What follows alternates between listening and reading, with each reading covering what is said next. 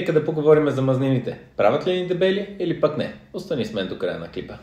Здравейте, казвам се Кристиян Пайков и се занимавам като сертифициран треньор от 10 години. Това, което ви предоставям, е научно обоснована информация с цел вие да може да си изградите нови хранителни навици, да си съставите ваше собствено меню, което да ви стане начин на живот. Сега нека да поговорим за мазнините.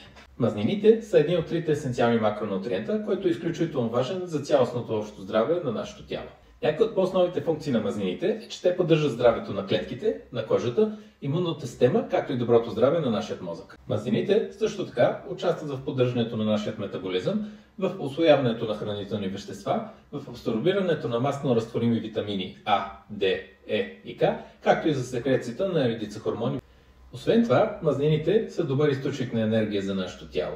Мазнините се делят на 4 вида – наситени, ненаситени, към които влизат полиненаситени и мононенаситени и трансмазнините. Характерното за наситените мазнини е, че те се срещат в твърдо или полутвърдо състояние в стайна температура. Прекомерният прием на наситени масни киселини от години се смята за основен риск за сърдечно-съдовата система. Към наситените мазнини включваме месата като телешко, свинско, агнешко, млечните продукти като сирене, кашкавал, мляко, също така влизат маслото, яйцата, кокосовото масло. Ненаситените мазнини спомагат за намалянето на риска от сърдечно-съдови заболявания, както и за по-ниски нива на холестерол. Мононенаситените мазнини са научно доказани, че намалят нивата на лошият холестерол и увеличават нивата на добрия холестерол, поради което се препоръчва те да са един от основните източници на мазнини във вашата диета. Към тях спадат авокадото, суровите ядки и зехтината. Полиненаситените не отстъпват по абсолютно нищо на мононенаситените.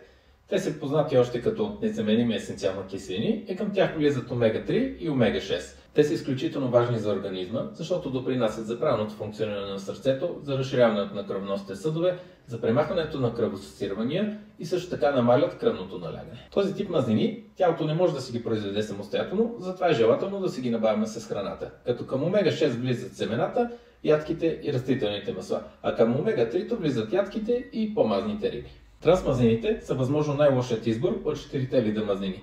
Те повишават нивата на лошият холестерол и също време намалят нивата на добрият холестерол. Този вид мазнини увеличава риска от сърдечно-съдови заболявания, диабет тип 2, някои ракови заболявания, също така увеличава възпалителните процеси в тялото и влошава качеството на работа на нашите черва. Примери за храни, които са богати на трансмазнини, са любимите на повечето хора: пържени фастфуд храни, шоколадите, чипсовете, пуканките, както и маргарината. Препоръчителен прием на мазнини към вашата диета аз бих се насочил в рамките на 25 до 40% от вашите дневни калории.